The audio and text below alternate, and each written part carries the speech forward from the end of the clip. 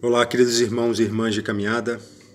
Para mim é uma grande honra, um grande prazer, apesar de não ser muito confortável, gravar aqui um vídeo, mas eu faço isso de coração, pois mudou a minha vida e ainda continua mudando, e mudou a vida de muitas pessoas.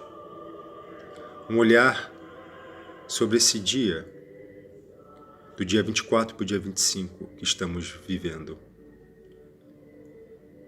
No olhar da tradição iniciática.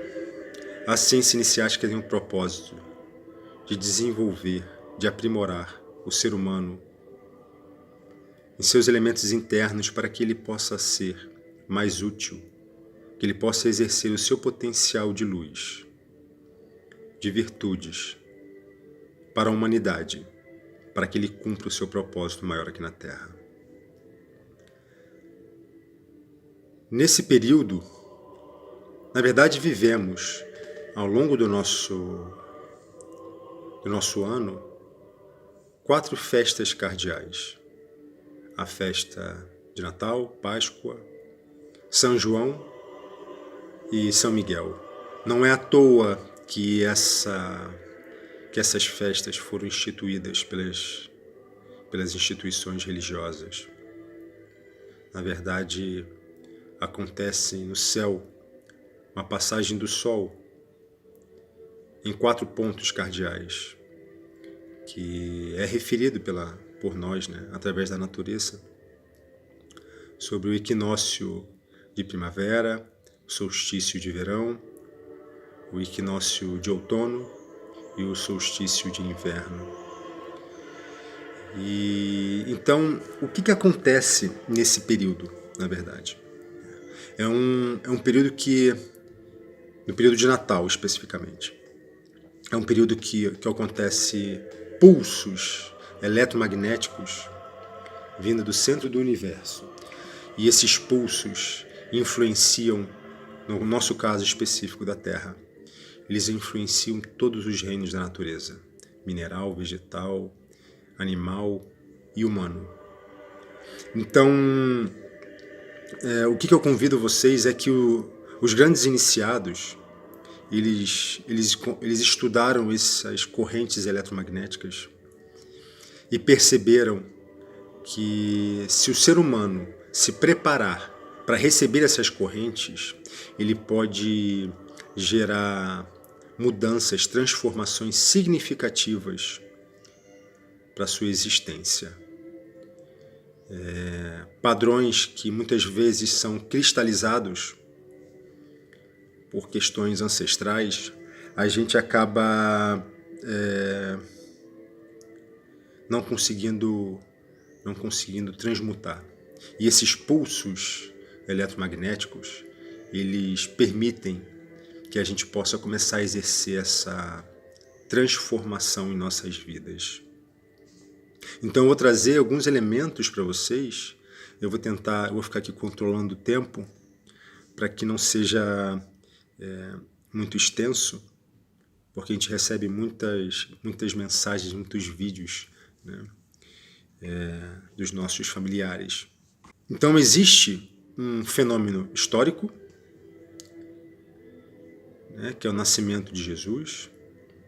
Existe um fenômeno psíquico, da mente, da alma, do espírito, e místico também, que são esses mistérios que estão por detrás.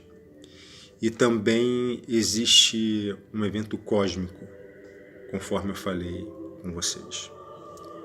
Então eu numerei alguns pontos simbólicos para a gente poder ter uma ideia de por onde começar.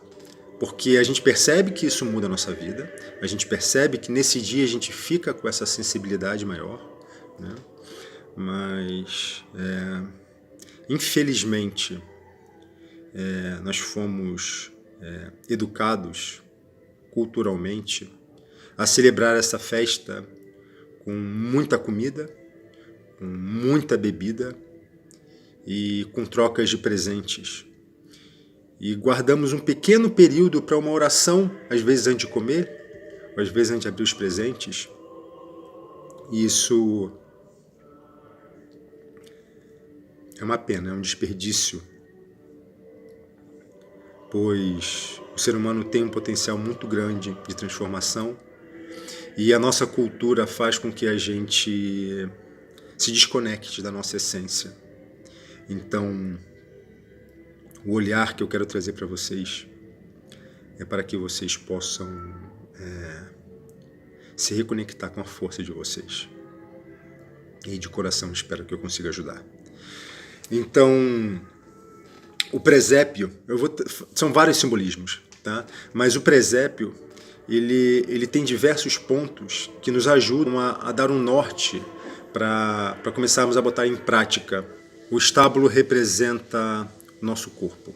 Devemos preparar o nosso corpo para receber essas correntes eletromagnéticas. O pensamento é uma corrente eletromagnética, o sentimento é uma corrente eletromagnética. Já é comprovado pelo Dr. Masaru Emoto, da molécula da água, sobre que a mensagem emitida de pensar e sentir sobre uma estrutura de água, e nosso corpo é 75% de água aproximadamente, ele altera a configuração. Positiva fica uma determinada configuração, negativa uma outra configuração. Então, nada mais coerente e sensato do que essa corrente que nós vivenciamos, como eu falei anteriormente. A gente percebe isso no ar. Podemos nos preparar para receber essa corrente eletromagnética vinda do céu. Então, eu vou trazer aqui alguns pontos, como por exemplo, José e Maria, né? Um princípio masculino com um princípio feminino, o emissor e o princípio receptor, né? O intelecto, coração, o espírito do homem e a alma, né? O fogo e a água. Esses dois elementos eles devem estar em equilíbrio em nosso ser. Não podemos ser somente intelectuais, porque senão nos tornamos secos, desconectados do todo. E não podemos ser também emocionais, somente emoção, no sentido do estado desmedido, né, em desequilíbrio. A gente não está falando de um estado emocional elevado, né, um coração purificado. É isso que a gente deve fazer, um coração purificado. Mas se a gente é só coração num estado desmedido e desequilibrado, a gente se torna uma pessoa muito emotiva, né? Então, o equilíbrio entre essas duas forças propicia um estado mais harmônico para que essa força simbolizada pelo menino Jesus, né, onde ele repousa na manjedoura. A manjedoura simboliza o centro hara que a gente tem, que fica logo abaixo do umbigo, onde os samurais falam que é o seu centro de força, né? Não é à toa, tudo tem um propósito, um simbolismo. Até o próprio processo de repousar, de conectar esse mudra para os monges tibetanos que fazem meditação, entre outras linhas também utilizam isso, e repouso no baixo ventre, onde o equilíbrio do hemisfério emocional e o hemisfério racional se unem para que a gente atinja um estado crístico ou um estado búdico, como vocês queiram chamar. Então, na ciência iniciática, os grandes iniciados nos ensinam todo esse simbolismo para colocarmos em prática na nossa vida. Temos o boi e o burro que estão ali amparando, aquecendo, protegendo o menino Jesus. O boi, ele simboliza na ciência iniciática a força geradora, como o próprio Egito Antigo fala do touro, né, do deus Apis, onde ele tem a ver com essa questão da fertilidade, né? Então ele representa a sensualidade, e do outro lado o burro, que representa o pensar, o homem velho, o Adão antigo, onde ele é teimoso, mas ao mesmo tempo destemido, um bom servidor, que na verdade é a nossa personalidade. Então essas duas forças, a personalidade no burro e a sensualidade no boi, infelizmente utilizamos ela de uma forma equivocada em nossas vidas, querendo atender simplesmente nosso próprio ego, né? E não utilizamos ela a serviço de um bem maior. Então, muitas vezes é um processo de egocentrismo e de rigidez, né? No caso na figura representada pelo burro, e a outra pelo boi. Utilizamos a questão da sensualidade para sexualizar e atrair a pessoa que a gente quer, como sobrecompensação de um processo de desvalorização nossa, né? Então,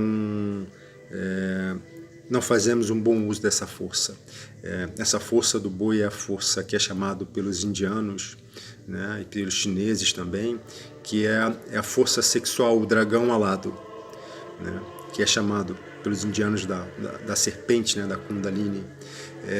Então essa força a gente tem que elevá-la, trazer ela para níveis mais elevados,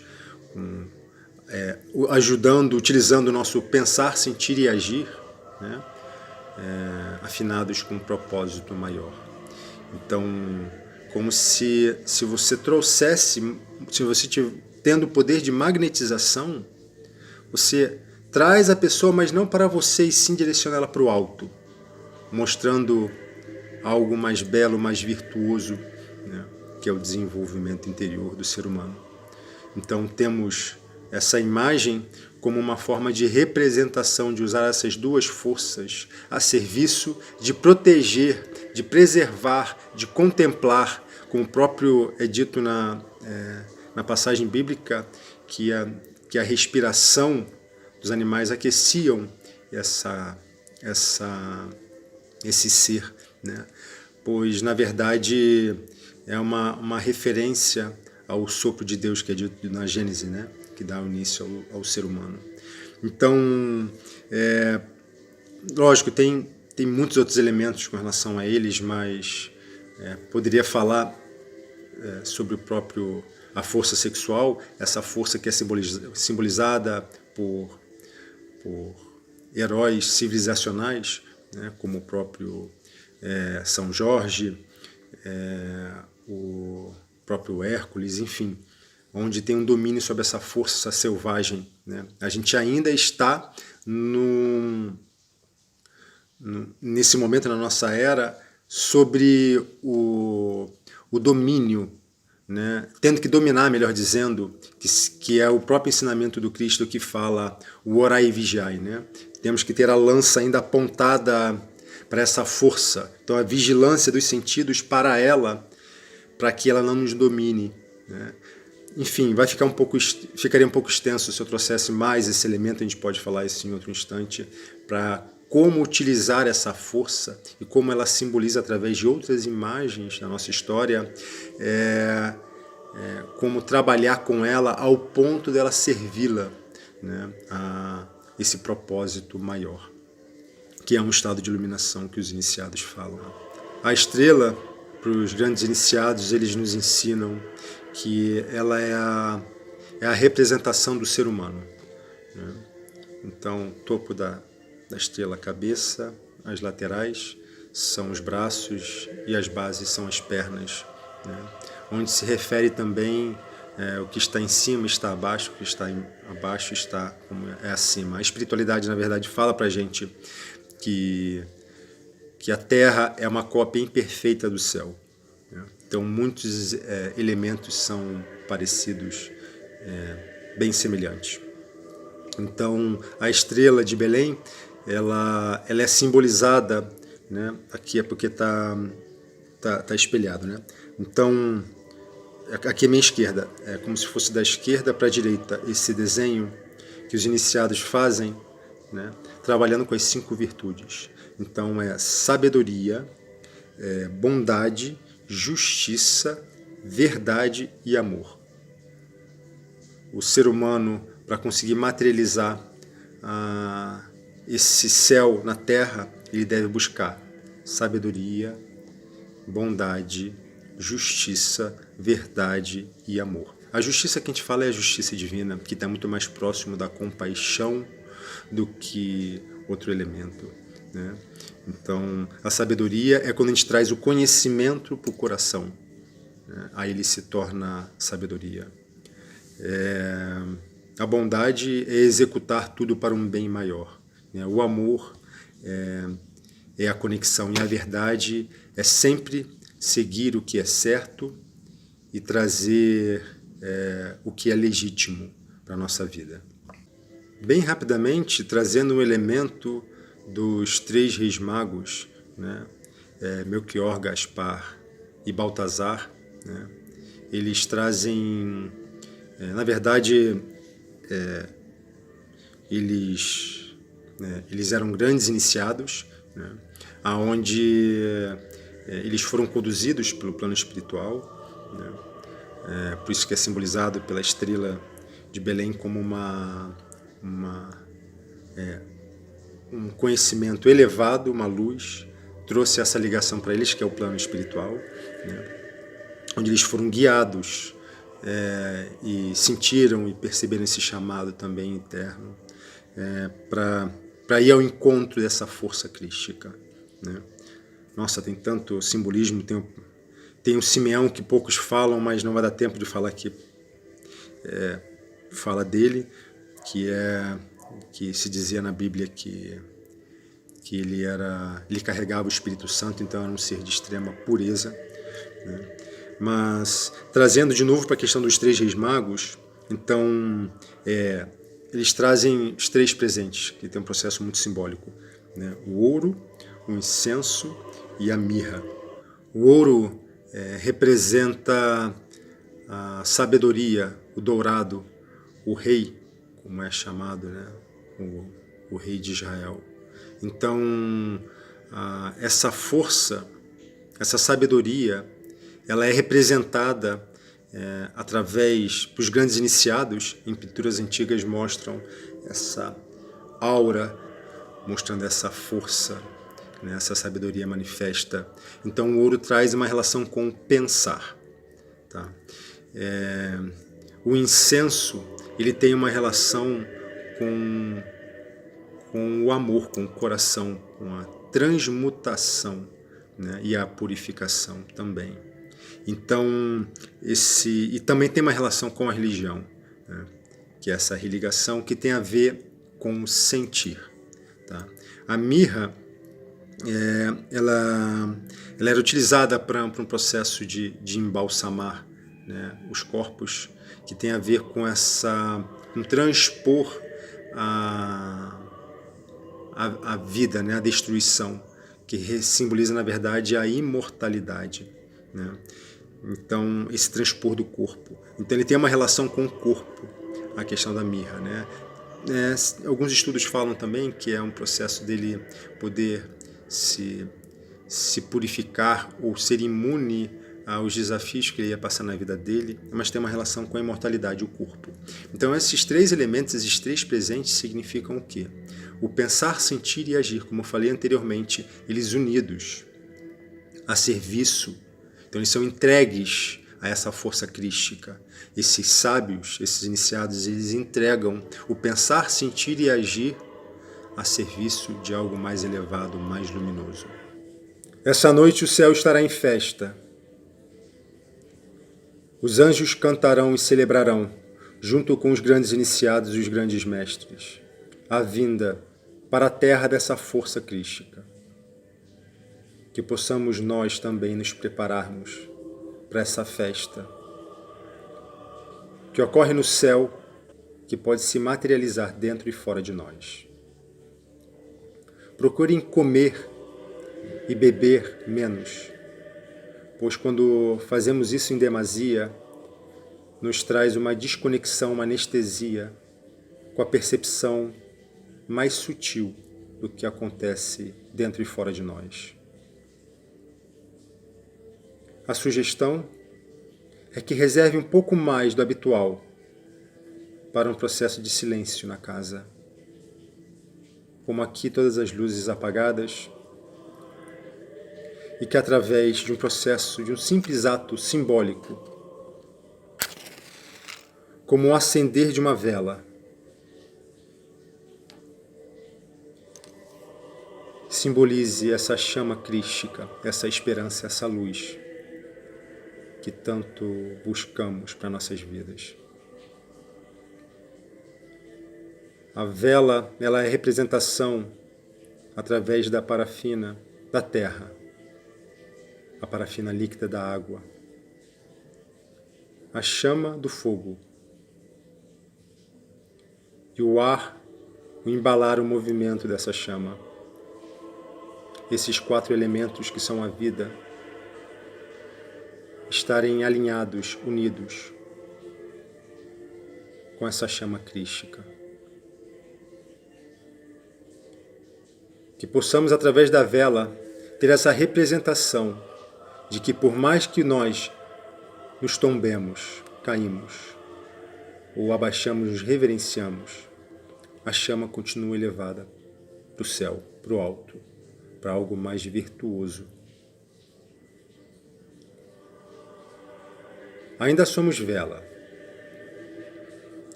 Como um simples sopro, ela se abala, essa chama se desestabiliza e muitas vezes se apaga. Que possamos ser como os grandes iniciados, aonde utilizam elementos secos, como ressentimentos, raiva,